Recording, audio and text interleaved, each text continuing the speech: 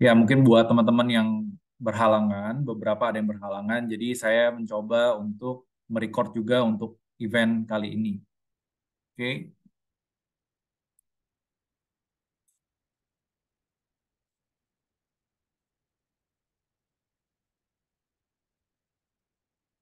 Nah, mungkin ada pertanyaan dari beberapa teman semua yang saya beberapa lihat juga dan beberapa chat juga ke saya. Emang gold masih menarik ya? Apakah gold masih ada potensinya juga? Jadi basically di dunia investment ini kita mengenal ada namanya alternative investment. Jadi kalau kita di saham kita bisa melakukan long aja atau kita beli saham tersebut dan kita mengharapkan agar nilai perusahaan dan nilai dari harga saham itu naik. Dan di sini juga kita mengerti bahwa alternative investment menggunakan underlying-nya yaitu gold sebagai komoditi utama. Bisa kita tradingkan atau bisa kita beli atau jual juga. Kita bisa melakukan long position dan juga short selling di instrumen gold ini. Jadi apa itu alternative investment? Pastinya ada underlying-nya, yaitu underlying-nya gold itu sendiri. Dan kalau misalkan kalian tahu juga untuk crude oil atau minyak mentah, di situ juga kita bisa tradingkan juga karena ada underlying-nya, yaitu crude oil itu sendiri. Itu kita bisa tradingkan secara long position, yang artinya kalau harganya naik, kita mendapatkan keuntungan. Dan kalau kita melakukan short position, harganya turun, kita juga bisa mendapatkan keuntungan. Dan sebetulnya ini adalah praktis sebuah investment practice yang sudah sering banget dan mungkin teman-teman semua udah pernah dengar dan ini common practice yang dilakukan oleh beberapa hedge fund yang ada di luar negeri juga ya. Jadi mereka bukan cuma membeli saham dan kalau misalkan ada isu resesi ya pasti goldnya naik. Tapi kalau misalkan um, goldnya kurang atraktif, harga emasnya kurang atraktif, atau harga minyaknya dinilai terlalu tinggi, sebetulnya mereka bisa melakukan short selling, yang artinya mereka mengharapkan harganya bisa cooling down dan mencapai level keseimbangan. Cuma untuk di gold sendiri, saya melihat sebuah historis yang buat saya cukup menarik karena dari waktu ke waktu, dari setiap periode, dari tahun ke tahun, nggak ada ceritanya harga gold balik ke level mungkin balik atau tidak ada harganya untuk gold itu sendiri. Jadi untuk gold kalau kalian lihat trennya itu selalu naik. Walaupun di tahun 2000 sekitar 2000 em, saya agak lupa 2012 2011 itu harganya agak sedikit cenderung turun ya. Saya agak lupa tahun berapa. Agak sedikit cenderung turun, tapi setelah itu bakalan selalu naik. Nah, kenapa gold selalu naik? Kenapa nilai gold sebagai lindung nilai, nilainya selalu naik. Nah, sebagai pengantar, sebagai pembuka, kalian harus tahu dulu kalau gold itu punya karakteristik yang seperti apa. Nah, kalian tahu dong, mungkin udah pada nonton juga, saya nggak bakal spoil banyak, tentang Oppenheimer, di mana dia membuat atomic bomb, dan di tahun 1945, 1947, waktu ada perang antara em, Amerika dengan Jepang, dan the winners takes it all. Jadi mereka US dengan sekutunya mereka menang perang dan mereka mengambil sebuah posisi dan mereka menjadi the world order dan salah satunya adalah dalam segi keuangan dalam perihal keuangan dan pada zaman itu kita mengenal ada istilahnya Bretton Woods dan mereka setting uh, the shape of the world of this world mereka sesuai dengan pahamnya mereka. So di sini saya mengambil kutipan sedikit. Kalau teman-teman tahu lagu The Winner Takes It All, The Winners Takes It All, The Losers Standing Small. Jadi kalau kalian lihat di belahan dunia yang lain, ya yang mereka yang kalah perang, mereka harus mengikuti dari sistem mereka yang menang perang. Yang which is pastinya akan lebih menguntungkan mereka yang menang perang. Jadi dalam sistem keuangan pun seperti itu. Jadi gold itu dulu kalau kalian mengerti ada namanya masa Bretton Woods tahun 1994 dan baru berakhir tahun 1971, di mana setiap atau kita mengenal istilahnya gold standard ya. Jadi setiap gold uang yang dicetak harus berdasarkan dengan nilai gold yang ada. Tetapi di tahun 70-an, 60-an sampai 70-an ada perang US keluar uang banyak, cash banyak untuk membiayai perangnya. Soalnya karena itulah um, sistem gold standard itu sekarang udah tidak dipakai, yang sekarang dipakai adalah fiat currency. Dan ini adalah sedikit penjelasannya supaya kalian tahu apa sih yang bisa menggerakkan gold. Gold itu volatility-nya biasa di momentum kapan dan karena apa bisa bergerak di momentum tersebut gitu. After World War II, it was clear the world needed a new financial system. Nah, bisa dengar semuanya teman-teman suara dari videonya?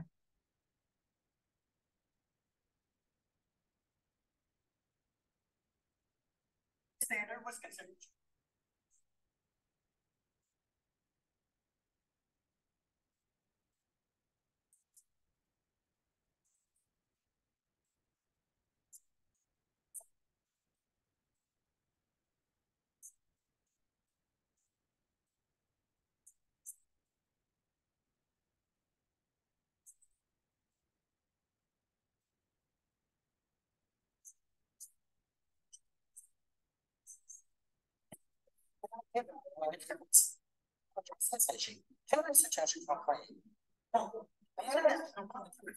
Which was supposed to lend money to countries that are in trouble and cannot attract financing from other sources. Check it. International as a national budget, but it's supposed to help us in other countries' budget. Unfortunately, as someone is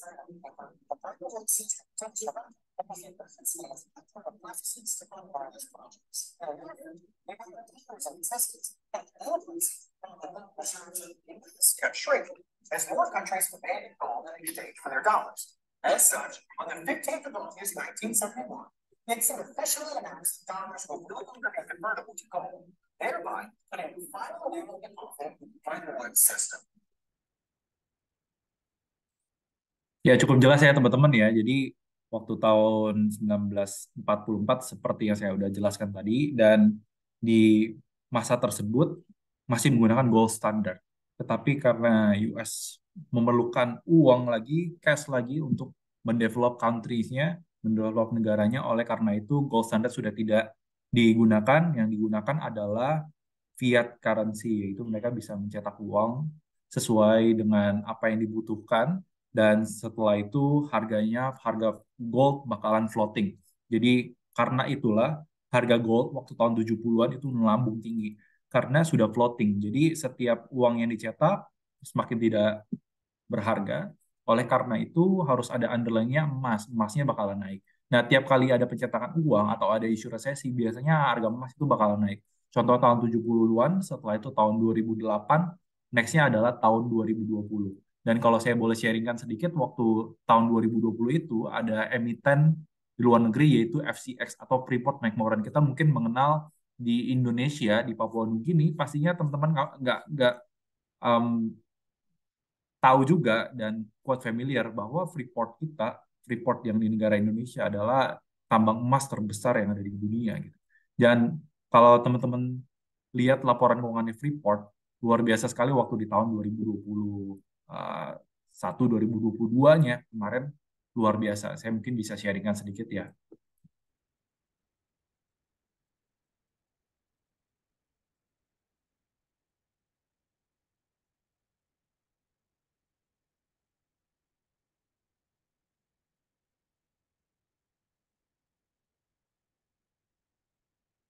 Nah, ini adalah harga saham Freeport waktu tahun 2020. 2021 2022 waktu itu harganya masih di sekitaran 5, setelah itu naik sampai ke 50. Jadi sebetulnya dalam investasi kita bukan cuma bisa berinvestasi di saham Indonesia tapi juga bisa berinvestasi di saham luar dan nanti kita bakalan nge-mix ya. Jadi pemahaman teman-teman semua bukan cuma kalau saham lagi low liquidity seperti sekarang kalian bisa switching kemana.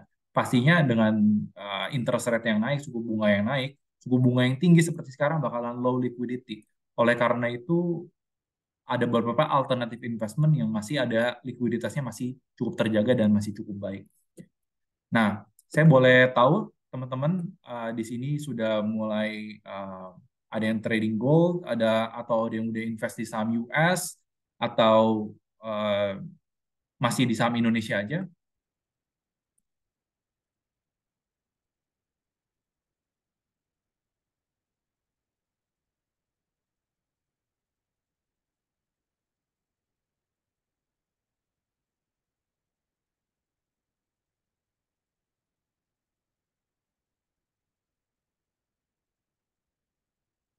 Jadi kalau kalian mau lihat selengkapnya juga untuk performance dari saham Freeport Asia ya, beberapa berarti masih baru ya.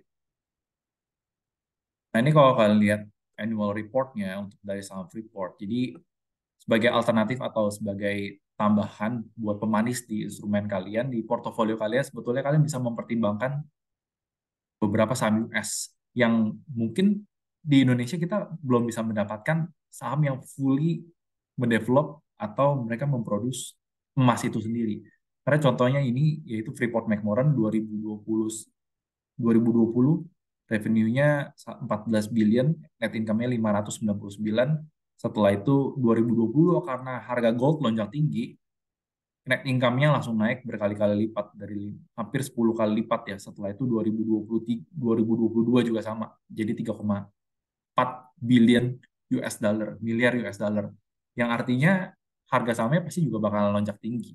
Dan sudah di diskon oleh pasar, sudah di adjust oleh pasar di tahun 2020 kemarin waktu harga gold ini naik.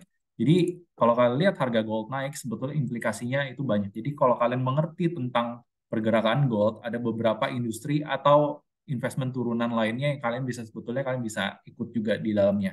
Dan kalau misalkan harga gold itu turun, sebetulnya laba Freeport ini bakalan sedikit tertekan juga, agak tertekan juga, dan sebetulnya di alternative investment kalian bisa melakukan short selling. Tapi kalau kalian punya waktu buat menganalisa ya silakan. Cuma kalau tidak ya sebetulnya yang paling utama kalian harus mengerti dulu tentang pola pergerakan dari gold itu sendiri. Ini adalah pola pergerakan dari gold tahun 2008, harga gold naik ya kalian lihat sendiri. Di tahun 2021 kalau kalian ingat ada namanya dot-com bubble. Waktu di dot-com bubble, setiap kali ada crash atau market crisis, harga gold naik tinggi. Ini contohnya dari 2001, tahun 2001 dari 270 sampai ke 600. Setelah itu 2008 dari sekitaran 800 sempat koreksi dari 1000 ke 800, setelah itu 700 atau sampai 700 juga, 700 langsung naik lagi sampai ke hampir 2000, 1800 atau naiknya 1000 dolar. 1000 dolar itu besar sekali ya kalau kalian mengerti tentang CFD ini.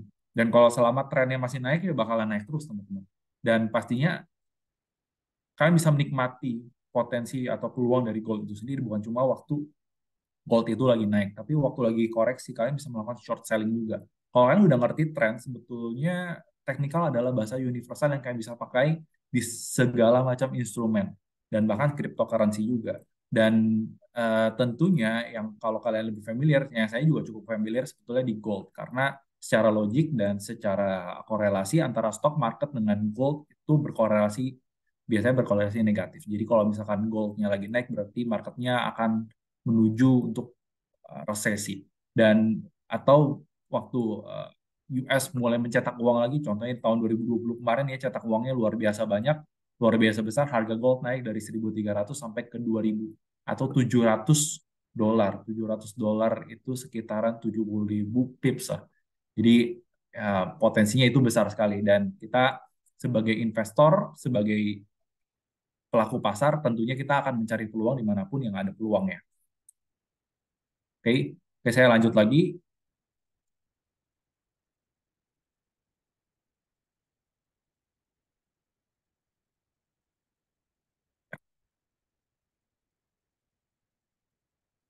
Nah, basically karena seperti historis yang saya pernah ceritakan, jadi di trading CFD atau trading gold, sebetulnya kalian bukan cuma memperdagangkan perbedaan harga itu aja. Tapi kalau kalian ngerti strukturnya dari dunia keuangan ini, dari dolar indeks, kita mengerti di dunia ini ada namanya dolar indeks. Di dunia keuangan ada dolar indeks. Dan dolar indeks US dollar itu ya contohnya emas di-peg oleh US dollar. Dan ada juga namanya dolar indeks yaitu komposisi dari dolar terhadap major currency lainnya. Contohnya dari terhadap euro. Nah, euro bobotnya adalah 57%.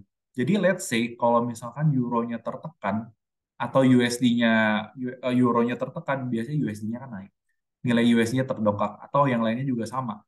Pairing currency-nya juga seperti itu. Dan hasil apa? Harga gold biasanya juga agak sedikit terkoreksi walaupun besarannya tidak sebesar waktu US market session. Karena kenapa?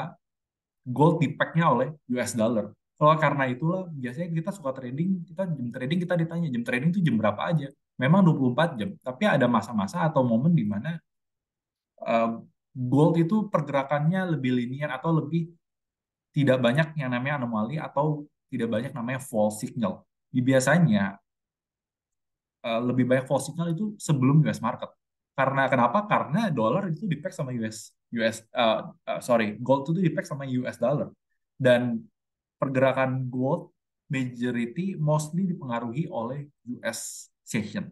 So, ini berpengaruhnya sedikit. Jadi kalau kalian melihat sebuah overshoot sedikit, contohnya harga gold waktu kira-kira sebelum US trading session itu udah terkoreksi. Dan biasanya waktu US trading session biasanya mereka bakalan reverse lagi atau mereka bakal adjust harganya. Dan inilah dollar index structure yang kalian sebetulnya perlu mengerti, yaitu mostly adalah dari euro dan ada Japanese yen dan setelah itu ada GBP. Biasanya major currency ini bakalan berpengaruh sama US dollar dan US dollar ini bakal berpengaruh sama gold itu sendiri. Seperti itu. Dan ini biasanya setup saya melihat beberapa major currency buat saya belingkan dengan harga gold itu sendiri. Dan kalau kalian tahu juga zaman dulu sebetulnya yang menjadi cadangan devisa utama dari negara-negara adalah ada yang tahu apa cadangan devisa negara? Kalau sekarang US dollar. Kalau kalau zaman-zaman sebelumnya, sebelum US berkuasa, sebelum US dominance, ada yang tahu apa? Mungkin belum masih clueless ya. Zaman dulu adalah pound sterling, makanya pound sterling nilainya tinggi sekali. Dan setelah itu euro juga menjadi cadangan atau reserve currency di dunia ini dan karena itu juga euro karena peredarannya juga cukup besar. Euro kan luas sekali ya, mata uangnya di peredarannya luas sekali berbeda dengan GBP atau pound sterling yang hanya di area UK saja gitu. Euro itu luas sekali. Oleh karena itu peredaran euro dan dollar index structure dari dolar itu sendiri mostly bakalan cukup terpengaruh sama euro. Oke, yang bakalan impact volatility-nya terhadap euro dan bakalan impact juga ke US dollar dan ujungnya bakalan impact ke harga emas itu sendiri. Nah, ini saya bakal kasih sesuatu hal yang basic ya. Jadi kalau teman-teman tahu ada jam trading di market dan di market itu sendiri sebetulnya memang kita bisa trading 24 jam. Marketnya liquid sekali, marketnya sangat liquid. Dan um, kita pun mau trading jam 12 malam juga bisa sebetulnya atau trading jam 2 pagi juga bisa kecuali sekarang marketnya lagi close. Karena kenapa? Di sini US training sessionnya udah selesai dan mereka sedang berlibur. Jadi biasanya hari Jumat itu sampai subuh, sampai sekitar jam 4, setelah itu baru buka lagi waktu Australian trading session. Sydney session, setelah itu Tokyo session. Dan kalau kalian lihat, ini ada UTC time, kalian tinggal plus 7.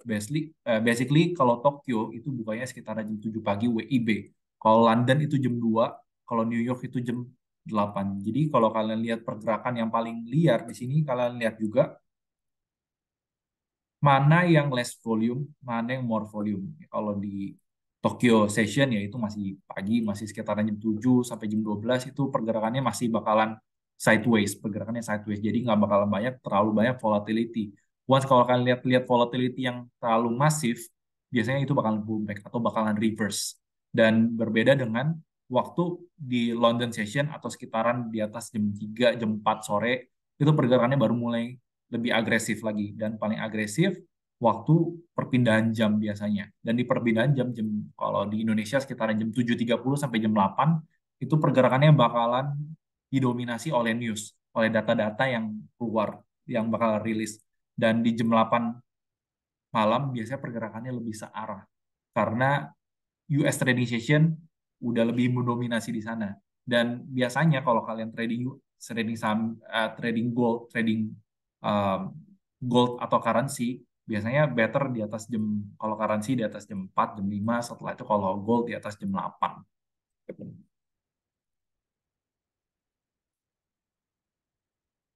Nah, kenapa kalian trading atau kalian ada posisi untuk gold base lebih baik di jam-jam yang lagi ada volume. Karena kalau tidak ada volume, biasanya banyak namanya false signal. Jadi kalau misalkan trennya udah turun, setelah itu udah break bawah lagi atau break support lagi. Oh ya, saya harapkan di sini semua udah mengerti tentang support, resisten, tren ya. Jadi saya di sini langsung membahas aja mengenai teknisnya gitu ya dan basic fundamentalnya dari gold itu sendiri. Jadi kalau kalau nggak ada volume biasanya kayak saham aja. Kalau di saham kita nggak ada volume, waktu breakout ya apa yang terjadi bakalan ada false signal, bakal ada koreksi turunnya lagi. Sama di sini juga seperti itu dan bahkan karena di sini pasti ada liquidity providernya yang dan dalam arti adalah bank-bank adalah liquidity provider. Once mereka lihat suatu pergerakan yang terlalu offset, mereka bakalan mengejas harga itu sendiri. Contohnya kayak euro nggak masuk di akal, pergerakannya ada yang dorong turun, biasanya ada bank-bank lainnya juga bakalan cover. Bank-bank besar itu ya pastinya kayak JP Morgan, Morgan Stanley, mereka semua Goldman Sachs, mereka bakalan ready buat covering up itu sendiri. Dan kalau di stok, perbedaannya dengan currency adalah kalau di stok biasanya kita mengharapkan harganya naik terus. Tapi berbeda dengan di currency. Di currency dan di gold, sebetulnya yang dicari adalah stability. Jadi once pergerakannya dalam 1 minggu itu volatility-nya udah luar biasa, biasanya bakal ada adjustment. Seperti itu. Dan di sini kalian bisa lihat juga, saya kasih linknya buat uh, trading hour-nya. Kalau kalian lihat, kalian bisa klik ya di sini pricegold.net, gold trading hour. Di sini kalau kalian bisa lihat Sydney trading session, Tokyo trading session, waktu close juga di sini masih bakalan cukup sepi ya di sini ya. Dan baru mulai rame itu di London. Dan basically di zaman dulu segala transaksi yang besar-besar sebenarnya terjadi di London. Cuma karena udah perbedaan hegemoni ya US the winner taxi doll ya US trading session yang lebih mendominasi. Tapi di London juga pergerakan gold biasanya udah searah karena balik lagi itu lagi karena euro mendominasi dan euro mendominasi pergerakannya lebih volatile, impact ke US dollar dan bakal impact juga ke harga gold itu sendiri yang dipack oleh US dollar.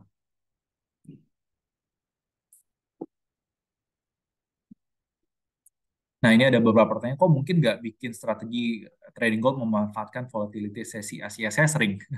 Jujurly, saya sering memanfaatkan volatility yang terlalu liar atau yang terlalu um, di luar pergerakan volatility yang pada umumnya di jam 10 pagi. Jam 10 pagi biasanya enggak sih, biasanya udah mulai-mulai um, baru ada pergerakan yang lebih liar itu sekitaran jam 12 ya.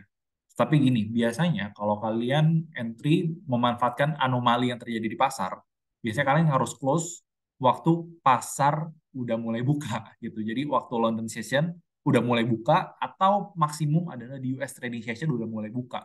Biasanya harganya bakalan reverse atau bakalan adjust di situ. Karena um, ibaratnya liquidity provider-nya udah melihat harga tersebut terlampau tidak masuk di akal. Oleh karena itu mereka bakalan adjust, mereka bakalan adjust sendiri. Sebetulnya kalau di stok juga sama. Kita mengerti di semua market pasti ada liquidity provider-nya.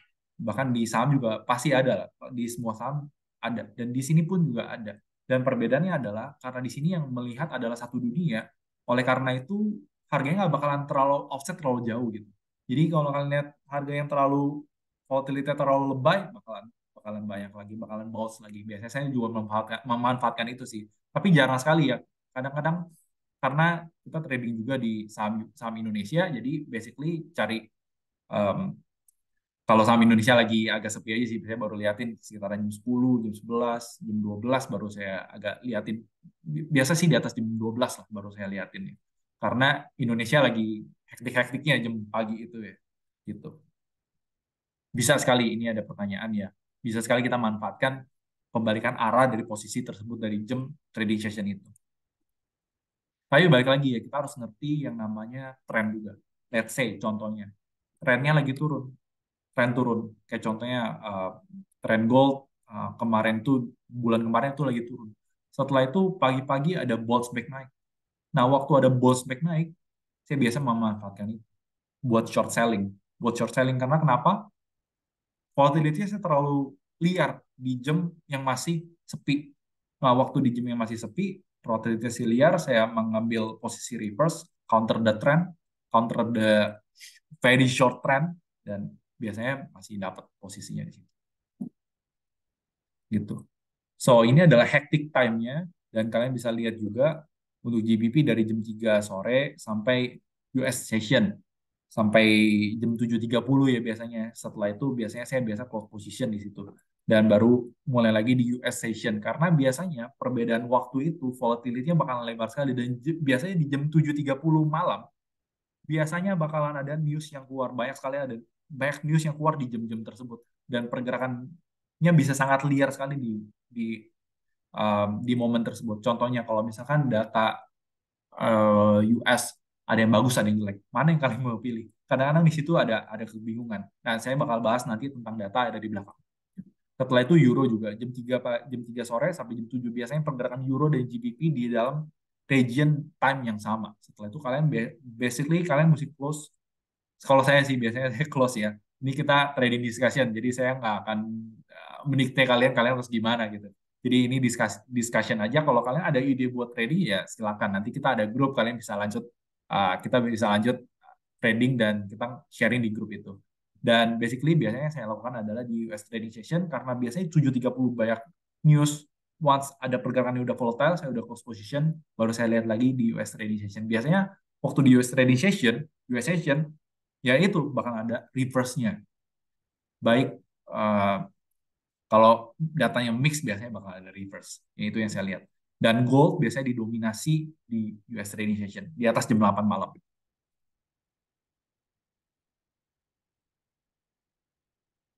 Nah, sebagai acuan buat teman-teman semua di sini ada yang beberapa yang udah trading, udah mungkin udah berkecimpung di dunia CFD untuk di alternative investment, tetapi ada juga yang mungkin masih di saham Indonesia aja, di Indonesia aja. Dan sebagai standar lot, basically kayak di Indonesia kita mengerti ada satu lot size adalah sekitar 100 lembar. Dan di gold standard lot juga kita mengerti ada satu lot size itu nilainya 100 ons gitu ya. Jadi kalau sekarang harga US adalah harga gold ada 19, terakhir saya lihat 19.20-an ya.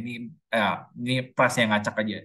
19.30 berarti 1930 kalian kali 100 ons berarti nilainya per satu lot size kalau kalian beli itu nilainya 193.000 atau sekitaran 2 sampai 3 M.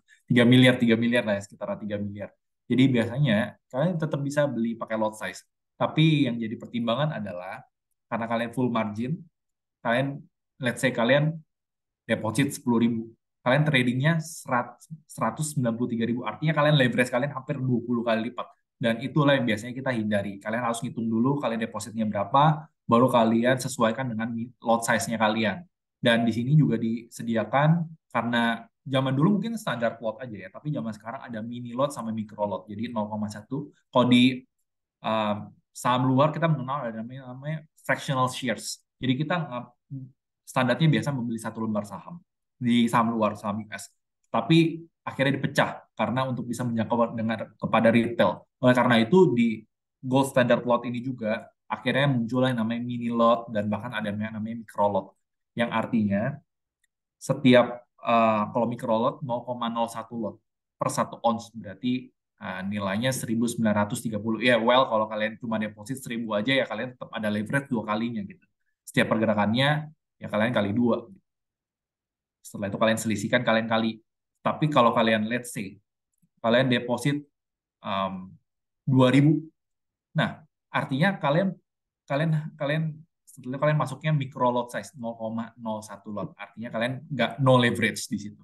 Dan kebanyakan orang salah menghitung, sering margin call karena mereka belinya lotnya kebesaran di situ. Karena apa ya leverage-nya terlalu besar ya kalian pengalinya juga besar. Dimanapun kalau kalian pakai leverage pengalinya kalian salah hitung ya paling kalian bakalan collapse juga, kalian bakalan bankrupt juga. Jangankan di sini di dunia manapun lah di Indonesian stock, di US stock juga kalau kalian salah kalkulasi juga bakalan collapse dengan cepat gitu ya. Dan bahkan di sini pengalinya bisa kali 10, kali 20 tergantung dengan yang kita inginkan dan kita setting buat strategi tradingnya kita. Dan di sini untuk mini lot size berarti kalau kalian deposit, let's say kalian deposit 20.000, ya better sebetulnya kalau kalian mau tanpa margin, mau tanpa leverage, biasanya kalian hitnya 0,1 lot. Gitu. Dan kalau kalian depositnya 2.000, ya berarti draw lot 0,01 kalau kalian tanpa leverage. Tapi biasanya orang tetap menggunakan leverage. Walaupun leverage-nya 2 kali sampai 3 kali. Let's say kalian deposit 2.000, ya kalian kalian pergerakan pergerakan gold nggak bakalan kayak saham ya. Kalau saham bisa bergerak, contohnya kayak kemarin saham Meta bergerak, Nusantara Infrastructure karena dari sentimen IKN kayak Meta, Jcon dan lain sebagainya semua bergerak, semua liar digerakkan 20%. Nah kalau di gold ini atau di CFD ini atau di komoditi lainnya biasanya pergerakannya cuma 1% sampai 2%. Karena dari itu biasanya orang untuk memanfaatkan momentum yang agak cukup kecil ya mereka menambahkan leverage di dalamnya. Karena pergerakannya cuma 1% sampai 2% gitu. Beda sama saham Indonesia bisa 20%, 30%. Ya kalian bakal bisa shock gitu. Kalau leverage-nya terlalu tinggi. Nah, ini saya memberikan tips buat teman-teman semua yang masih baru, bagaimana caranya kalian bisa avoid yang namanya margin call. Nah, capital without leverage, kalau kalian beli, ya seperti yang tadi saya udah sampaikan, kalau kalian deposit ibaratnya 200.000 ya kalian, kalau kalian pakai standar plot atau 100 choice, artinya kalian tidak menggunakan leverage sama sekali. Yang artinya kalau kalian punya long position dan goldnya jatuh sampai nol, ya which is hampir nggak mungkin. Kalian bakalan bankrupt, ya which is menurut saya kalau mereka margin call biasanya atau mereka bankrupt, mereka modalnya habis karena mereka terlalu menggunakan leverage yang terlalu tinggi. Gitu. Dan di sini kalian bisa lihat juga, sorry ya, baterai saya agak mau habis.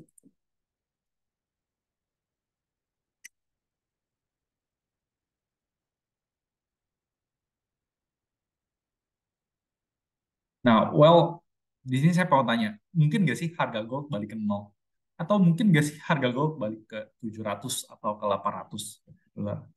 Mungkin aja, coba chance-nya sangat kecil gitu. Benar-benar sangat kecil. Kalau itu pun terjadi, berarti ada hal luar biasa sekali yang terjadi di dunia ini. Yang mungkin perpindahan hegemoni atau ada geopolitik yang luar biasa sekali terjadi, event yang luar biasa sekali terjadi di dunia ini.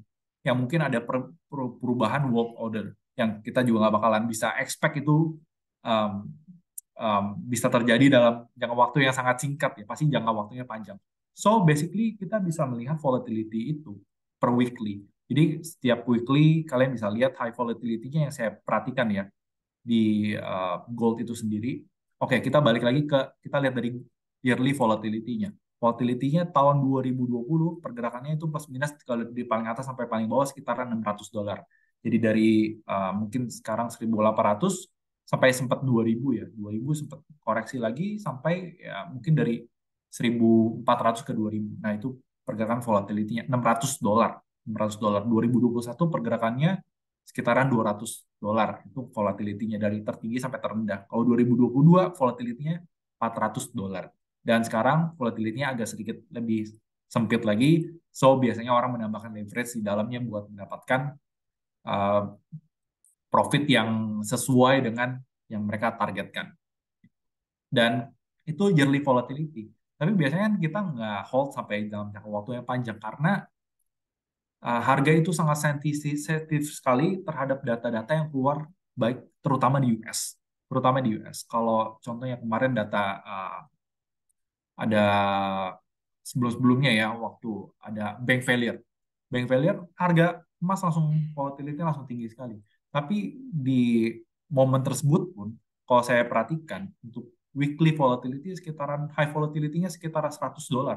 $100 atau 10.000, orang bilangnya biasa 10.000 pips, 10.000 poin, 10.000 basis poin. Dan kalau low volatility-nya sekitaran $40. Jadi ya biasa orang menambahkan leverage di dalamnya. Nah, bagaimana caranya kita bisa make money di gold? Ini yang mungkin saya secara kalkulasi, mungkin beberapa teman yang udah ngerti juga.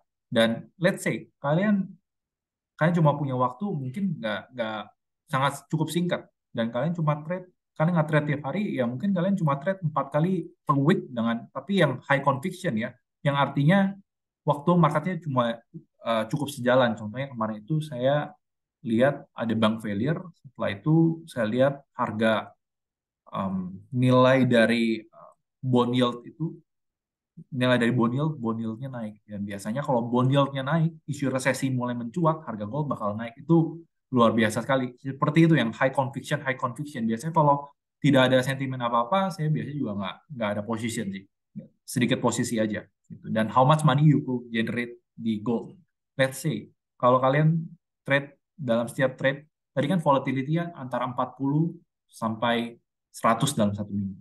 Let's say kalian nggak maksimumin lah, nggak mungkin kita beli di tertinggi, kita jual di tertinggi, kita covering the short selling di paling bawah, kita nggak mungkin gitu. Let's say dari 100 ya kalian cuma mencicipi $5 aja, yang artinya 0,1 kalian kali 100 troy ounce kalian kali $5 berarti sekitar 50. Kalau kalian let's say kalian deposit, saya udah hitung sih, biasanya kalau deposit 10.000 ya normalnya rate-nya 0,1 sampai 0,2 lah. Jadi kalau kalian deposit segitu dan 4 kali trade, 4 kali $50 let's say. Kalian bisa konsisten profit sekitaran $200 in a week. Ya let's say nggak mungkin kalian dalam 1 minggu itu nggak ada yang salah. Pasti ada yang salahnya juga. Itu pasti ada dinamanya marketnya anomali atau marketnya bergerak liar, nggak sesuai dengan apa yang kita prediksi, pasti itu ada. Let's say dalam 1 bulan kalian lihat ada trading total in week kalian 2%, kalau dalam 1 bulan 8%, ya kalian setengahin lah. Berarti sekitar 4% adalah angka yang cukup konservatif menurut saya. Dan $50 pun 50 berapa, berarti sekitar 50 pips pun itu angka yang sangat konservatif. Angkanya cukup konservatif. Dan kalian setelah konservatif, kalian kalikan juga dalam 1 bulan, setelah itu kalian potong setengah, itu adalah angka yang konservatif. Jadi basically banyak orang yang make money di instrumen CFD ini, dan mereka make money so easily karena apa? Karena instrumen leverage itu dan pergerakannya yang cukup liar. Pergerakannya $100, kalian cuma mencicipi $5 aja, sebenarnya itu udah lebih daripada cukup ya. Nah, ini saya kasih gambaran. Is it possible to reap $5 aja? Berarti target kalian bukan kalian menebak dari terendah sampai tertinggi atau tertinggi sampai terendah kalian short selling. Ya, tidak seperti itu. Basically, pertanyaannya, apakah possible kalian meraup untung kira-kira $5 aja? Gitu. $5 aja. Kalian nggak nikmatin dari ujung ke ujungnya. Nah, contohnya huge volatility during Fed meeting. Kemarin itu ada Fed meeting 20 September. Harga emas kemarin sempat volatile ya, sempat dari 1930 sampai 1948, itu sekitaran $14 atau 1.400 pips ya. 1.400 pips itu luar biasa, itu besar sekali ya. Nah, $14 itu setelah itu waktu turunnya itu sekitaran $22 atau 2.000 pips, 2.000 basis point, 2.000 poin. Ya, basically 2.000 poin kalau kalian dari ujung ke ujungnya aja lot size 0,1 nilainya berapa ya? Bisa dihitung sekitaran $200 lah ya. Nah, $200 dalam 1 kali trade gitu. Nah, kalian nggak perlu dari ujung ke ujung. Kalau kalian bisa nikmatin $5 aja, why not?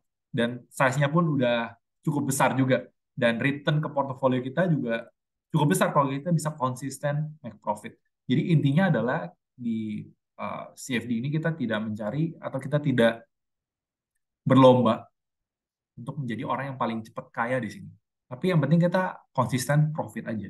Dan tujuannya adalah kita membuat sistem atau kita membuat pola trading kita yang cukup works dan punya conviction yang cukup besar di sini. Dan kita terlalu agresif dan tidak menebak dari ujung tertinggi dan ujung terendahnya. Dan biasa kita avoid lah hal itu. Biasa kalau kita udah mendapatkan $5 atau 50 pips, ya setelah itu biasanya ada banyak orang sih exit atau close the position. Dan contohnya ini juga, ini waktu momen low volatility aja pergerakannya bisa $11 gitu ya. Jadi kalau kalian cuma menikmati setengahnya aja, sebetulnya kalian udah cuan juga, udah cuan banyak juga. Oke. Setelah itu contohnya ini waktu high volatility, yaitu waktu momen after breakout. Kalau kalian lihat polanya, ya ini saya pakai chart hourly ya. Ini harganya uh, masih sideways. Setelah itu di sini saya ingat ada news waktu 29 Agustus ada news dan pergerakannya itu liar sekali. Saya cukup menikmati $5 aja sebetulnya itu udah cukup, lebih daripada cukup. 50 poin, 50 pips ya. 50 pips itu udah cukup besar lah. 50 pips itu cukup besar, tinggal dikantongin. Setelah itu tinggal menunggu aja. Biasa satu candle ini aja udah lebih daripada 50 pips ya atau 5 dolar ya gitu. Nah, balik lagi ini strategi saya, kita feel free to discuss. Jadi teman-teman semua boleh nanti habis dari sini kita lanjut di grup ya. Ini buat teman-teman semua yang belum join di grup, silakan join di sini, bisa scan, kita bisa discuss aja di grup itu. Basically semua cara trading, kalau kalian udah ngerti technical, kalian ngerti support dan resistance, kalian ngerti trend, waktu kapan market breakout, kalian tinggal kombinasi di sini aja. Basically waktu di atas jam 8 malam biasanya udah ada momentum yang searah dan kalian bisa manfaatkan di situ. Dan ini strategi saya. Yang pertama kali saya biasa saya lihat data-data yang bakalan impact ke gold itu sendiri sih. Kalian bisa cek di forexfactory.com dan pastinya yang ada yang bakalan impact besar terhadap volatility adalah yang pertama adalah Fed meeting. Kalau cut rate, gold bakalan naik tinggi. Nyatanya contohnya kemarin eh, tanggal 20 September kemarin, waktu ekspektasinya gold harga harga emas udah naik, artinya kemungkinan besar beberapa trader mereka memproyeksikan bahwa Fed soon bakalan potong suku bunga. Dan ini bakalan, dan buat saya sih, ini pengetahuan yang buat saya cukup related ke saham juga. Karena dari itu saya biasa lebih sensitif di saham karena mengerti tentang makroekonominya juga. Atau dari segi trading secara keseluruhannya, dari luasnya dunia trading itu saya biasanya melihat ini juga. Jadi lebih lebih incun aja sama market gitu. Dan waktu goldnya naik dan menjelang Fed meeting, di situ berarti beberapa orang sudah berekspektasi bahwa suku bunga akan segera di-cut atau at least bakalan stable di level sekian, bakal di level tersebut gitu ya. Sampai terjadi apa ya kita nggak tahu. Tapi ternyata kemarin ternyata the Fed mereka menyatakan bahwa mereka akan tetap hawkish hold. Ada istilah baru lagi. Mereka um, hold rate-nya untuk mungkin kita jangka waktu yang agak panjang, bisa sampai tahun depan. Dan setelah itu goldnya langsung anjlok jauh. Dan itulah biasanya kita manfaatkan juga. Biasanya kalau udah naik terlalu tinggi, kalau menjelang Fed meeting, biasanya kita udah close position sebelum kita gambling di dalamnya. Karena kita nggak tahu Fed meeting bakalan bakalan mereka bakalan bully, makanya bakalan agresif, hawkish, atau bakalan dovish. Setelah itu recession data impact, contohnya kemarin inverted yield curve, kalau kalian udah muncul ada isu-isu resesi, bank failure, biasanya goldnya bakalan naik juga. Setelah itu unemployment. Kalau high employment rate, yang artinya bakalan refer ke recession, nah biasanya kalau penganggurannya tinggi, gold juga bakalan naik.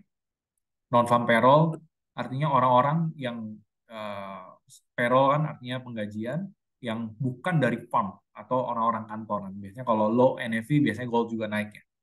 Agak sesensitif itu. Dan PMI ini juga cukup sensitif.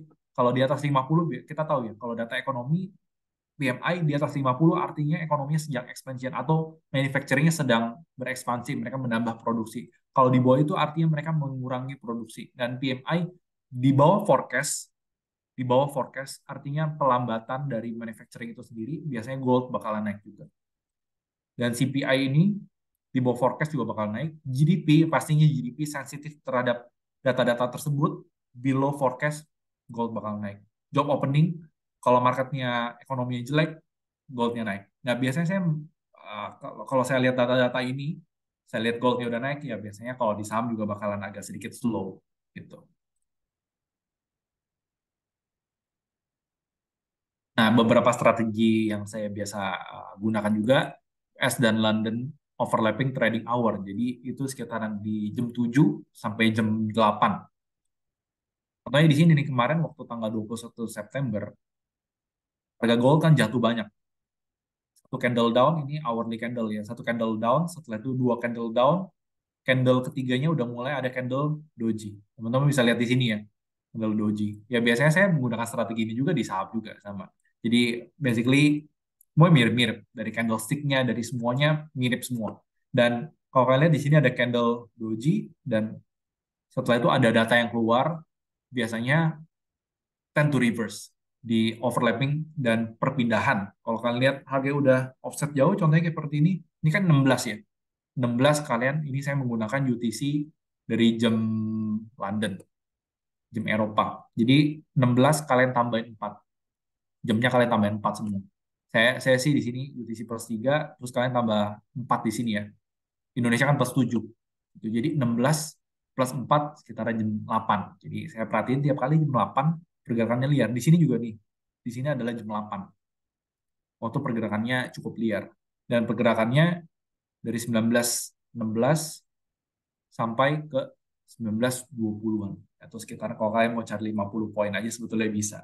Cuma kemarin itu saya lagi agak sibuk, saya lagi ngeliatin market juga, dan saya miss opportunity ini sih kemarin. Walaupun ini opportunity yang sangat baik ya. Reverse 50 poin gitu. Exit when price is volatile during London trading session. Price tend to reverse. Jump into the market, reverse during US trading session. Jadi waktu harga udah turun, kalian reverse, kalian expect buat harga bakal naik. Setelah itu nextnya price tends to continue if the data during US trading session align with the time before the bell. Jadi um, di atas jam 8 biasanya tetap ada beberapa data-data yang keluar juga. Contohnya kayak PMI seperti ini. Datanya keluar, datanya di bawah forecast. 47 artinya perlambatan. Dan flash PMI untuk bagian servisnya juga di bawah forecast walaupun masih cukup baik. Tapi tetap masih di bawah forecast. Dan biasanya kalau datanya align seperti ini, kalau datanya buruk, PMI buruk, artinya gold bakalan naik. Ini tanggal 23 Agustus jam 9 malam. Kira-kira jam 9 malam. Nah, di sini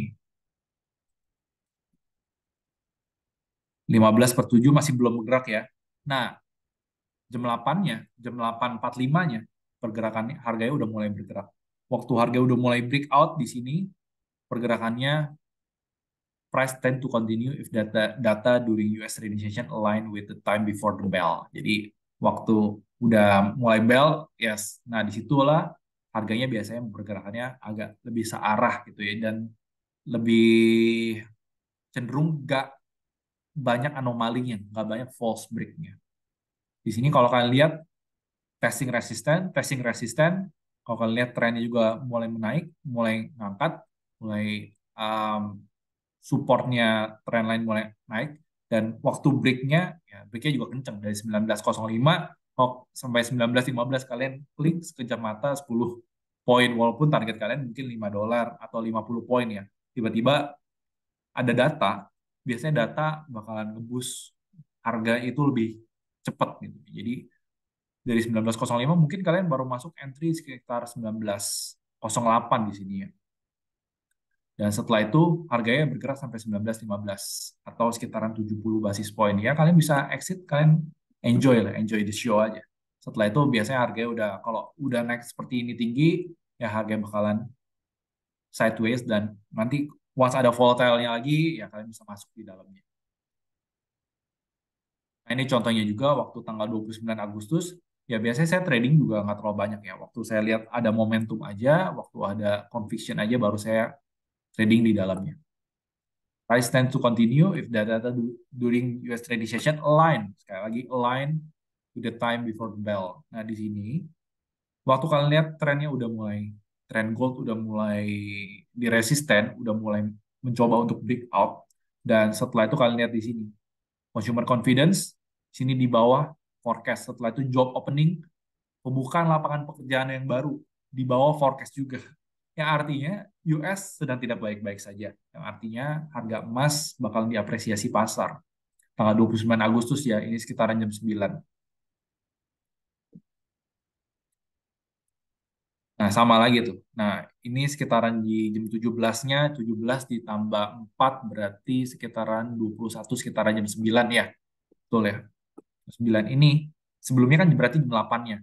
Nah, kalian lihat sebelumnya harganya turun, setelah itu ada candle Doji. Habis candle doji, ya ini pola-pola yang sering saya perhatikan sih. Ini tanggal 29 Agustus ya, betul ya.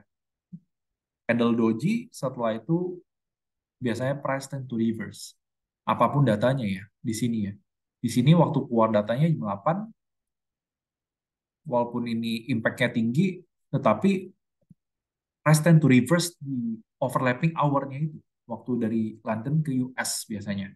Dan baru benar-benar satu arah, pergerakannya satu arah dari 19.12 ini naiknya langsung 100 basis point nih, 100 pips. Dan di sini kalau kalian lihat, oke, dari 1926 sampai 1936 dalam sekejap gitu.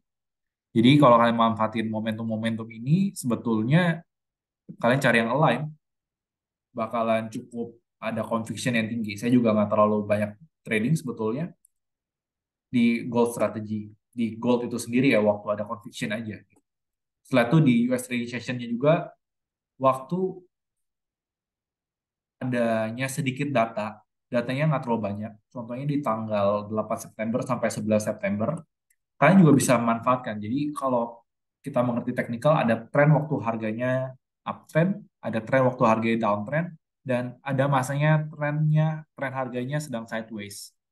Dan waktu konsolidasi tersebut, apa yang terjadi biasanya nggak terlalu banyak data yang keluar juga. Jadi kalau kalian lihat di tanggal-tanggal kalendernya, tidak terlalu banyak data yang bakalan keluar ya. Di sini US data nggak banyak yang keluar dan nggak ada yang high impact data di US. Oke, di hari Seninnya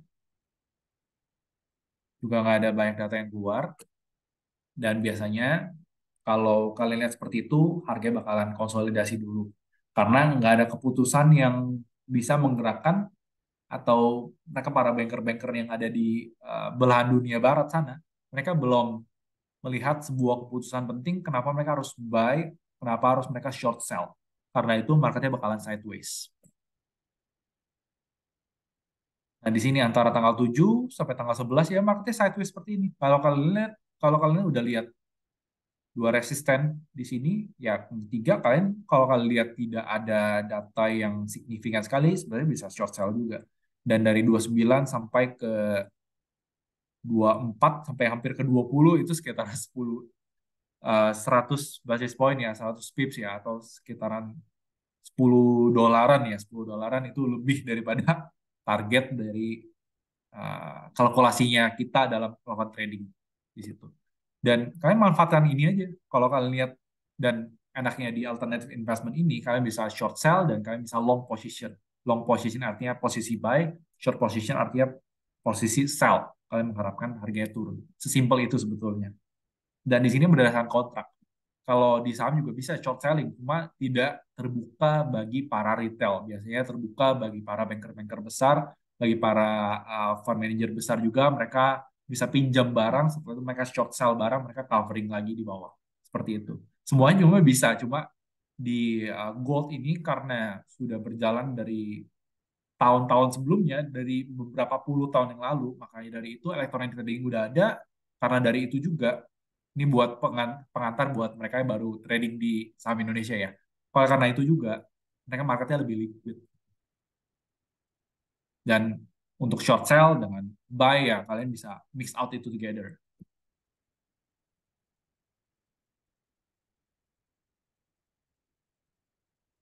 Nah balik lagi kalau um, nah ini there's no argue datanya semuanya sama-sama buruk ya di sini ya. Contohnya di US sama-sama buruk biasanya harganya bergerak dalam satu arah. Nah saya biasanya incar-incar yang seperti ini. US trading session di sininya, oke, jam 16 atau jam 20 di waktu WIB, jam 8 malam. Jam 8 malam, harganya break, datanya buruk, ya pergerakannya satu arah dari sekitaran 19.16 sampai tertingginya 19.29, 13.300 ya, atau 130 pips di situ.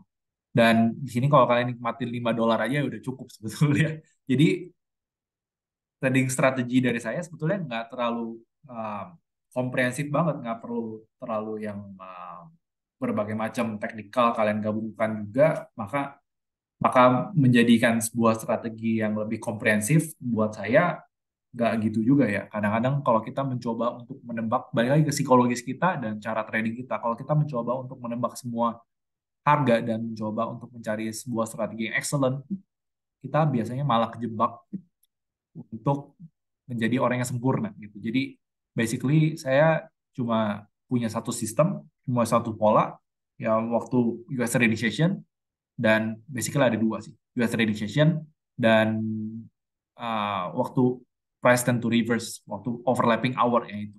Ya gitu. Biasa logikanya saya di situ sih. Baru saya baru ada posisi gitu.